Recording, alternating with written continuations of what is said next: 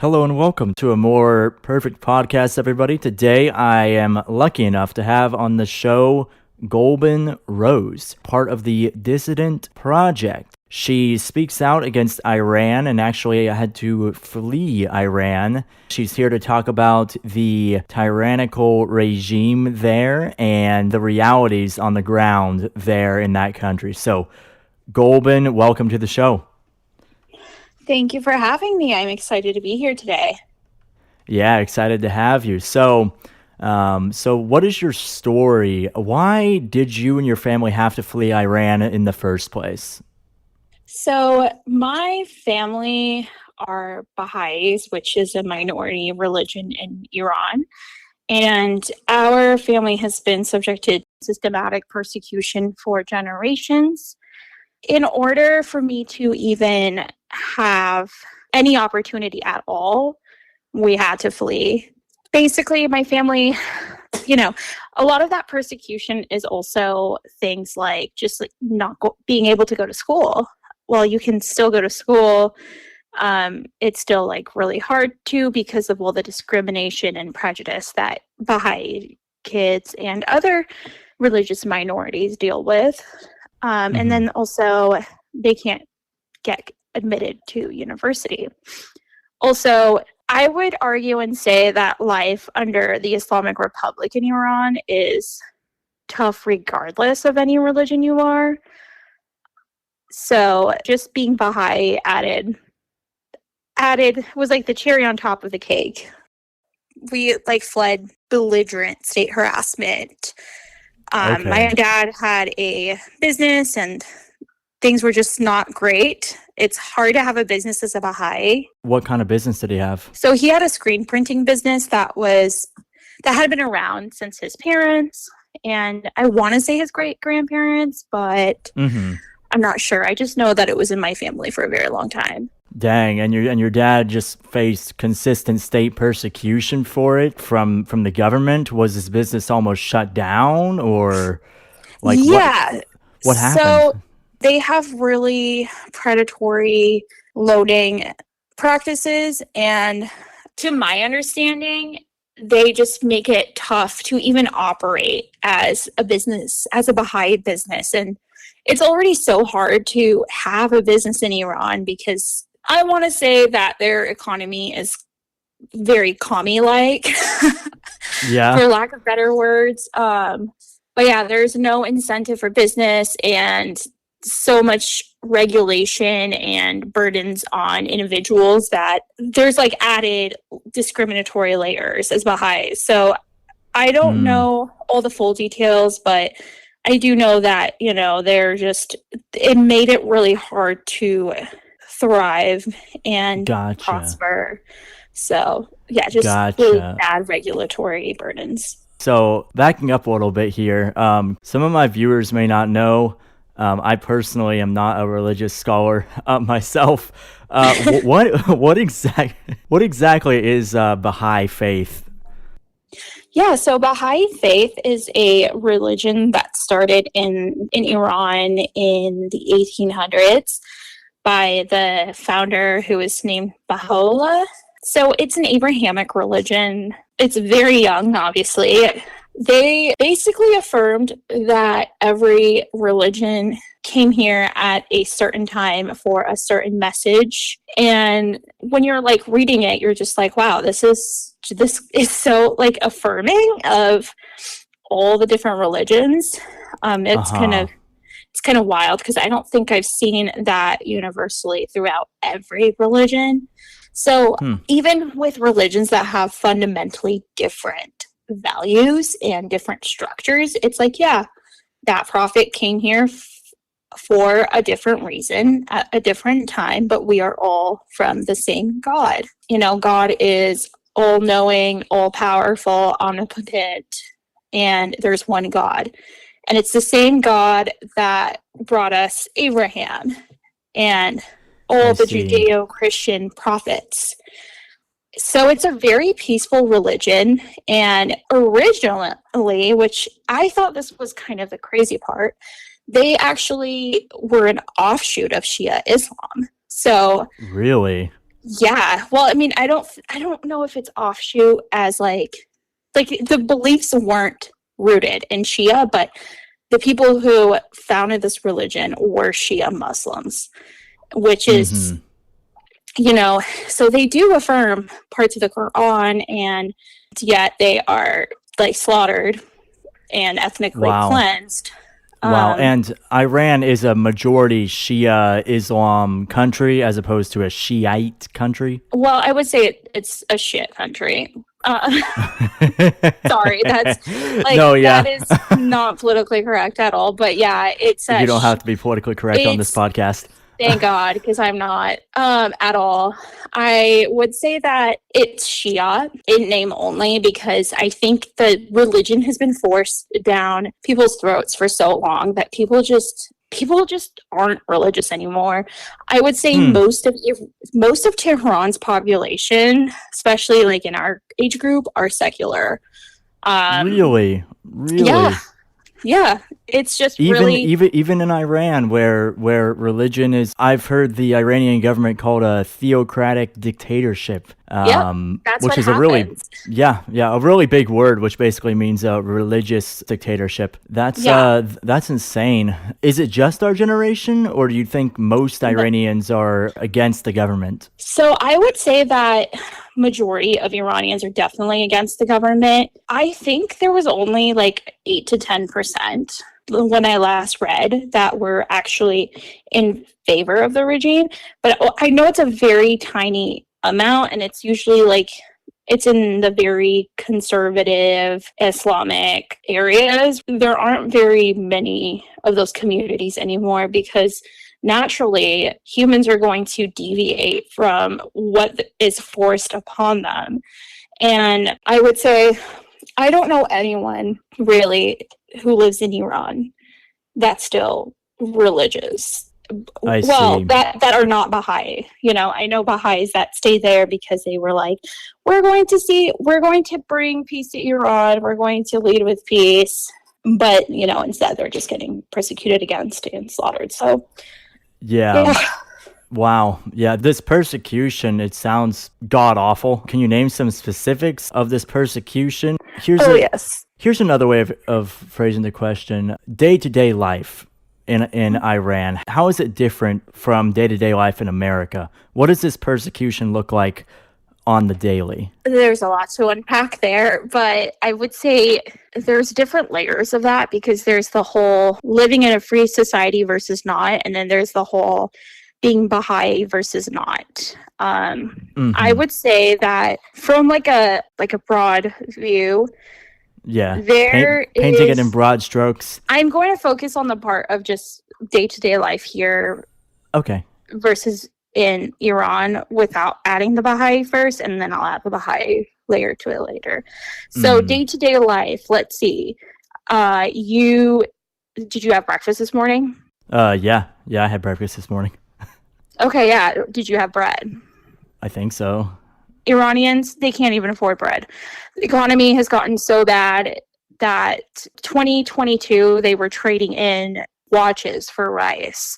I would say that people still find a way to make things work because they have to, but it's Mm-hmm. just, having bread in on the dining table, that's pretty rare. Let's Wow. see, what brand of coffee did you have? Keurig. Keurig is the best. Okay, well, that is a Western brand and that is illegal in Iran. So, you know what? They will make up fake brands. I'm pretty sure it's a copyright issue, but we're not in their jurisdiction. So, they wouldn't be able to. I don't know how that works. I'm not a lawyer. But yeah, Western brands are also illegal. Did you happen to speak to a girl or even like be in a car with one or in a room with one? Well, yeah, of course. Yeah. Yeah. In my work, I speak to women customers all the time. Basically, having any close relationships with women is forbidden unless they are your family relatives. I'm not saying that you can't like talk to them or anything, but you will get questioned if you're even hanging out with one and you guys aren't married or they're not your family member. It's a it's a gender apartheid society over there. Wow. Yeah. And then would you say that you got compensated fairly for your work today? I got paid by the hour. Okay. Well, Iranians bring in an average of like $300 a month, which is not much. Holy hell. The disparity between rich and the poor is so wide. Part of the reason why the Islamic Republic revolution prevailed was because they had promised to basically disperse the wealth of the Shah equally amongst everyone and have free housing. So were you able to just turn on the heat or the air conditioner without even really worrying about the bill? Oh, of course. Yep, that's a luxury that Iranians don't have. Good grief. Have you ever tweeted a mean tweet about any sort of presidential candidates? I mean, look, I'm gonna be linking my my Instagram in the bio. You can, yeah, definitely. People can judge whether I tweet or whether I post mean stuff or not. You know, your trolling of Kamala, which I love, by the way, that would get you imprisoned. Oh my God. So yeah, there is no way to criticize government. There is no way to make an honest living. There is no way to be able to voice your opinions or even, hang out with people that, or to date or anything over there. So there's like arranged marriages is what you're saying? No, they don't even do that. The thing is, this sounds like impossible because the system is built to be impossible. No one's supposed to be able to succeed in this. The whole Islamic Republic dogma is centered around oppression. And it kind of goes back to like the Marxist views of victim versus oppressor. So explain that. So the Marxists see the world through the eyes of an oppressor and victim, and say that social justice is giving back to the oppressed or whatever. And the Islamic Republic basically capitalized on that to bring in the Islamic Revolution. Basically, the far extreme left-wing Marxists helped establish the far extreme, they say right-wing, but I almost am like, I don't even know how like right-wing this even is, because there's no, anyways, they don't call themselves, but they're known as Islamofascists. So yeah, they helped bring in the Islamofascists. So they exploited this oppressor-oppressed dynamic. The Islamofascists exploited that dynamic to get in power in the revolution in 1979, it was, correct? Yeah. Okay. Sorry, I just realized I went like off a tangent. No, you're good. For some reason, I always end up. I mean, for some reason, I always end up going back to the Marxists every time I talk about Iran. I swear they're like. Yeah, it's pretty similar. I never thought about the similarities before this, but now that you're saying it, it's kind of like clicking in my head, and I'm like, oh my God, I see it. She's right. Yeah, well, that's the thing. That's why we see extreme leftists now, like simping for Hamas and Houthis and Hezbollah. That's exactly what's happening. I'm seeing how they are following the same footsteps as the Marxists that helped the Islamo-fascists get into power. And they were also the first ones to get executed. Well, besides the religious minorities. So, yeah, I'm just saying, maybe like think for a second before you go around the town holding a hose for Hamas. Hose for Hamas is crazy. I know. Yeah. I was just like, wow.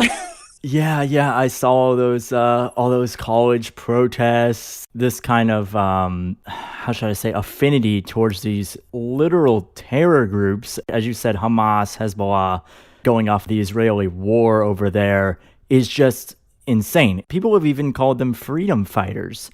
Yeah, that's not freedom fighting. I don't know what makes them so delusional, but there needs to be a study done because it's a mental illness. I swear to God, at this point. Yeah, it is amazing. But I mean, if you think about it, when you view the world through an exclusive lens, whether you realize it or not, you don't have to be a super radical left-wing blue hair to think this way. But like when you view the world exclusively or follow a party who exclusively views the world via an oppressed dynamic, then you fall into these kind of traps where you start believing that these terror groups are freedom fighters, are actually the good guys.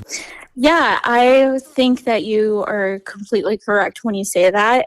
That party, that group of people always talk about nuance. But the thing is, by viewing the world in one specific lens, they are disregarding nuance.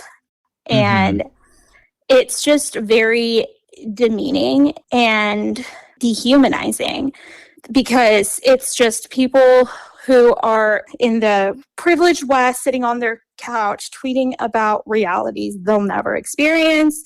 And a lot of the times their analysis is just bullshit. A lot of the times they just think they're so much smarter than everyone else. Ironically, they are perpetuating that superiority that they say the oppressor does. And I don't know. It is like, I mean, I wouldn't even want to live that way. That sounds that sounds very miserable. And that is why they are very compatible with the Islamists, because they don't value life. They don't value pleasure. They don't value happiness. And that goes hand in hand with the Islamists' death cult. They are a cult of death. They don't live for the life they have here right now. So they disregard life because it doesn't matter. You mean the republic, the government in Iran is this cult of death? Yes, they are a cult of death. I see what you're saying though, as far as the oppressor oppressed dynamic. It's got to be something crazy for you to see as a person that comes from Iran, knowing real oppression, at least through your parents, seeing your father's shop get persecuted for your Baha'i faith, and then seeing all these people complaining about oppression here. It's gotta be mind-boggling to you. It's absolutely. Yeah, I'll bet it is. So some would call you like Islamophobic for speaking up against the Iranian regime. What do you have to say to those people? Have you ever been called Islamophobic? Oh my gosh, yeah, like all the time. And it used to be infuriating and now it's kind of funny. I'm not saying, oh yeah, Islam sucks, blah, blah, blah. I'm not bringing in my personal views on Islam. I'm bringing in my views on the Islamic Republic, and I'm bringing in the facts. It's not even my personal opinion that the Islamic Republic is a violator of human rights and is just barbaric. I don't think speaking out against that government is Islamophobic in itself. And then the real Islamophobe is the person who thinks it's Islamophobic for me to speak out against Iran's government because they actually see that as Islam. And you're calling me Islamophobic. Aren't you Islamophobic? Yeah. And then I want to also challenge people to think about this. It's called Islamophobic. It's not called Muslim-phobic. So like explain this Muslim-phobic versus Islamophobic thing. So the word Islamophobia was actually created by these Islamists who had been taking a page from the book of leftists. This goes back to how the Marxists' ideas of revolution helped inspire the Islamic Republic. I know every time I talk about this, it sounds so crazy and I sound paranoid, but stay with me. No. I'm saying you're blowing my mind right now. I am exactly. fully engaged. Okay, good. I talk about this all the time and my friends are just like, holy shit. I know I sound crazy, but like, this is insane. This is true. It was created by these Islamists and leftists who had gone together to start putting in the seeds for the revolution. Islamophobia makes Islam immune, and that is a problem because all dogmas, all ideas need to be scrutinized for it to be a free society, especially if it's the religion or ideology that is, I guess, not established, but implemented in the government. So yeah, Islamophobia, that means phobia of Islam. It doesn't mean phobia of Muslims. People don't stop to think about that. And I have a lot of opinions on the term Islamophobe, and I think it's used to silence people who have trauma of Islamic practices and Islamic governments. And it is used to silence dissidents, dismiss them as Islamophobes for speaking out. So it was very calculated when they started using this word. So let me get this straight. The term Islamophobia was created by the governments to slander the dissidents against the religion itself. Oh yeah, as apostates. This Islamophobia, the use of that word drives me nuts, because I'm like, you are justifying the persecution and the censorship of people in countries that have blasphemy laws and that have laws where people can't speak up against Islam. Just call it xenophobia, whatever, but it's not. There's a difference also between being traumatized by quote unquote Islam, Islamic Republic. I think that even Muslims are just like, dude, what the fuck? This is not Islam. The Islamic Republic just seems like your run-of-the-mill totalitarian dictatorship with a mix of religious motivating factors inside of it. I wanted to dig into something that you just said. You said that there's blasphemy laws in Iran. What are those? Yeah, so basically, if you are considered a heretic or apostate, you can be subjected to prison or even death. You can't speak up against Islam. You cannot be an atheist. They will, you'll see propagandists talking about how there are other religions in Iran, but for example, I'm going to bring up the Jewish community in Isfahan. So people will be like, yeah, well, there's a synagogue in Iran. In order for them to keep it there, they cannot say Israel in their prayers, which is in all of the Jewish prayers. They can't have a Star of David because Iran says it's too political. And they have to have some sort of Islamic Republic sign thing on their synagogue. Wow. Before I get more deep into the blasphemy and religious freedom, I just want to say that you are going to hear from people who are like, oh, well, Iran's so diverse with ideology. No, the fuck they're not. They have to still comply with the Islamic Republic. Sorry, I lose all sense of you're great. And social. You're great. I love this. I love Thank this. You. Pop off. There is a way to express yourself without getting censored there. And a lot of that is blasphemy laws, and also because of deeply rooted anti-Semitism.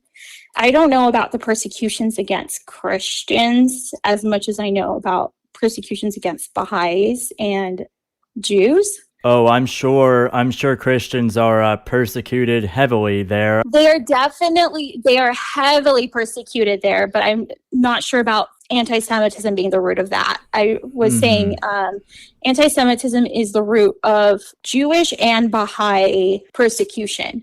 Anti-Semitism is specifically being anti-Jew, but it sounds like they persecute all religious minorities. I was reading, and they have a special vendetta against Baha'is. I was also reading, there's a book out there, I forget the title. There was this woman, and she was kept in one of the most notorious prisons in Iran.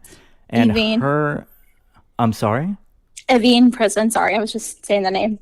Oh yeah, it was Evin prison, and she was an evangelist, and she was able to spread the gospel of Christ, the good news, to her fellow inmates inside of the prison, despite all of that relentless persecution and oppression inside the prison, which it sounds notorious as hell. I mean, if the prison is that famous, then it must be famous for something terrible.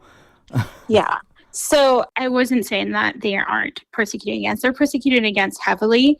The reason I brought the anti-Semitism part, though, is because Baha'is are persecuted against because their temple is in Israel. So they're like, oh, you guys are Zionist spies. And a lot of Baha'is are or were converted from Judaism and Kashan and Hamadan.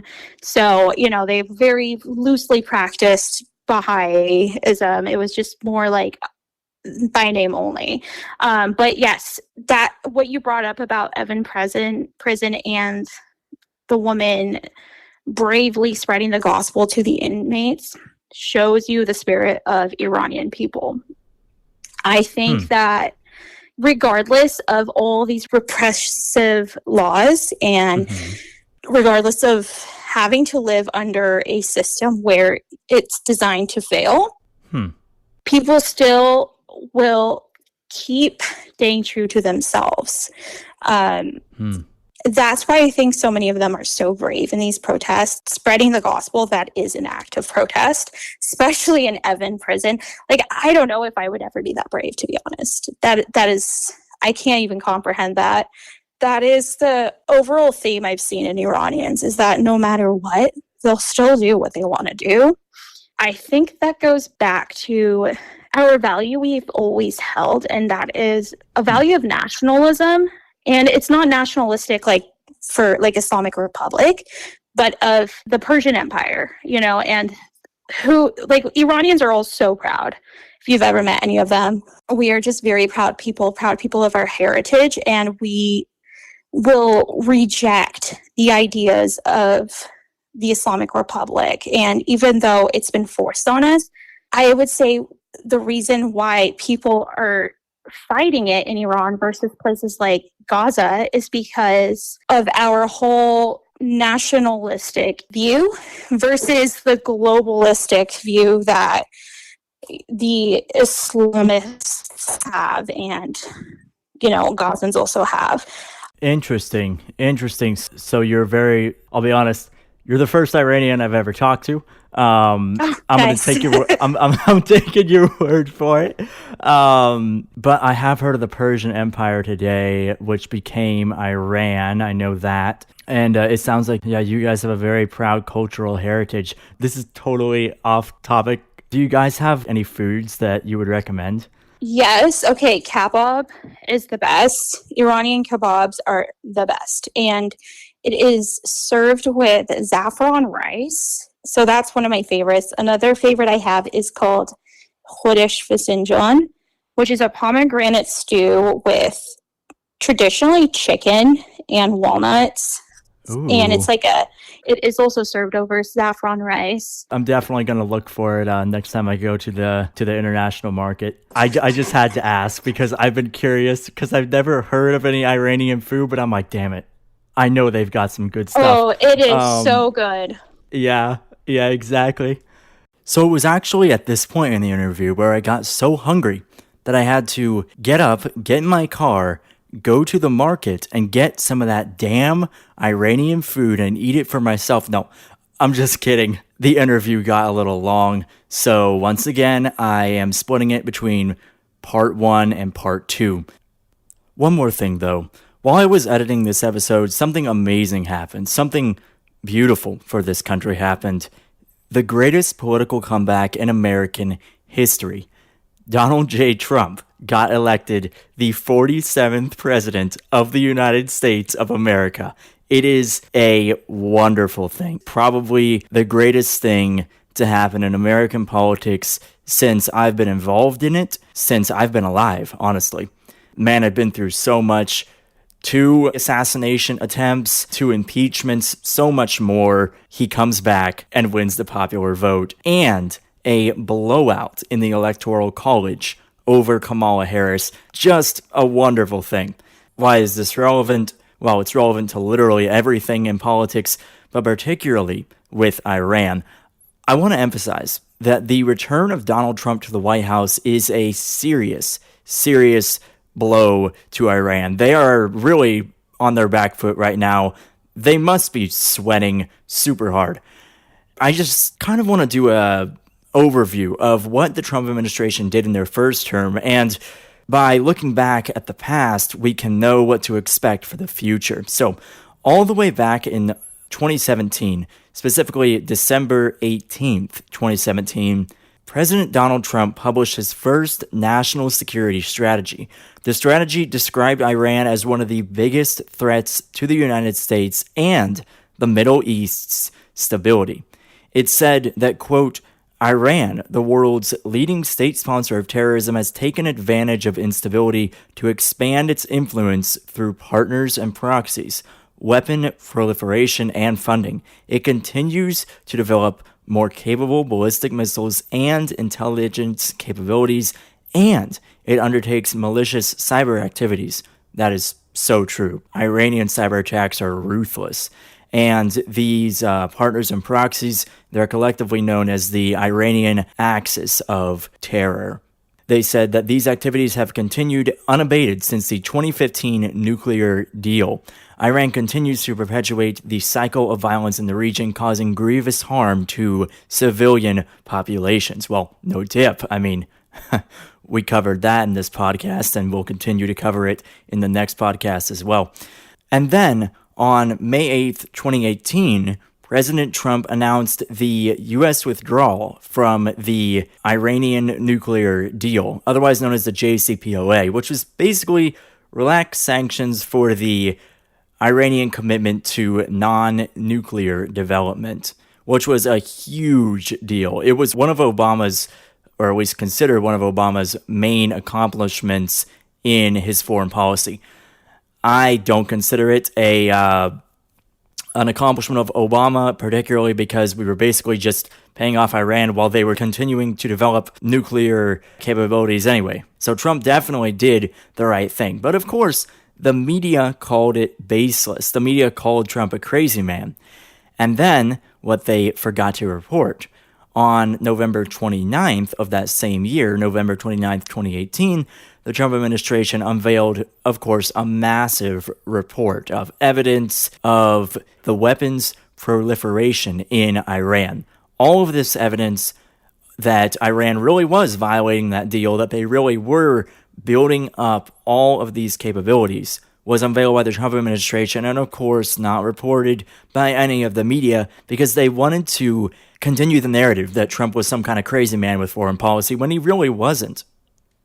Moving on from that, though, on April 8th of 2019, Trump took another controversial step, and he designated the Quds Force a terror organization. If you don't know, the Quds Force is the Iranian elite militia. And then, it's not all aggressive, right?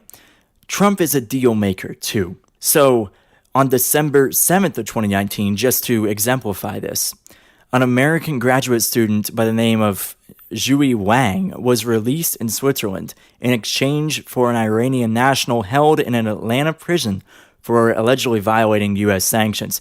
Wang himself was arrested in Iran in August 2016. He had been in prison in Iran for years, which must not have been a pleasant experience at all, and he was sentenced for 10 years there. But President Trump, through his negotiating skill, through his deal-making knowledge, was able to negotiate that prisoner swap.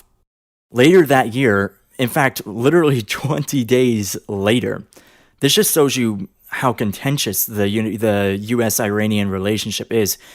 20 days later, on December 27th, 2019, Hezbollah, a Iranian-backed militia responsible for killing hundreds of U.S. soldiers, killed one American civilian contractor, wounded 4 U.S. soldiers, and 2 Iraqis that we were working with. And the Trump administration responded with heavy airstrikes on Hezbollah positions all over the Middle East. And Hezbollah responds, this is kind of a tit-for-tat scenario. So we airstrike them, and then the supporters of Hezbollah, they raid the U.S. Embassy compound in Baghdad. Trump, of course, does not respond well to this at all. He's not going to put up with America being pushed around. He's not going to put up with the enemies of America being able to push their way into our embassy and chaos to reign. He wants peace, But if you mess with him, he's going to give you a punch 5 times harder. This is just the man's foreign policy, metaphorically speaking. In response to this storming of the U.S. Embassy compound, in January 2020, Qasem Soleimani was killed in an airstrike. Now, this was a huge deal. This event is what the foreign policy of the Trump administration in regards to Iran is known for. If you think Iran and Trump, you think of this assassination. I've seen it compared, rather, to a assassination of the U.S. Secretary of State. Like, it's a huge deal. And Trump did it. Trump got it done. Trump showed our enemies that we were strong, that we were not to be messed with, and that if they messed with us, we would strike back even harder. In the second Trump administration, God, it feels so good to say that. In the second Trump administration, I hope we can continue to expect the peace through strength policy of the first Trump administration, as well as the continued punishment of the evil Iranian government. But I have high hopes for the second administration of Donald Trump. However, it's not the only thing that I have high hopes for. I have high hopes that you will listen to part 2, because in part 2, we cover the revolt against the brutal oppression in Iran, as well as the destruction of censorship with modern technology and even Iranian operations inside of the United States, just in case you thought that it couldn't get any worse. Please share this podcast with everybody you know, share it with your friends, share it with your family, and, as always, have a more perfect day.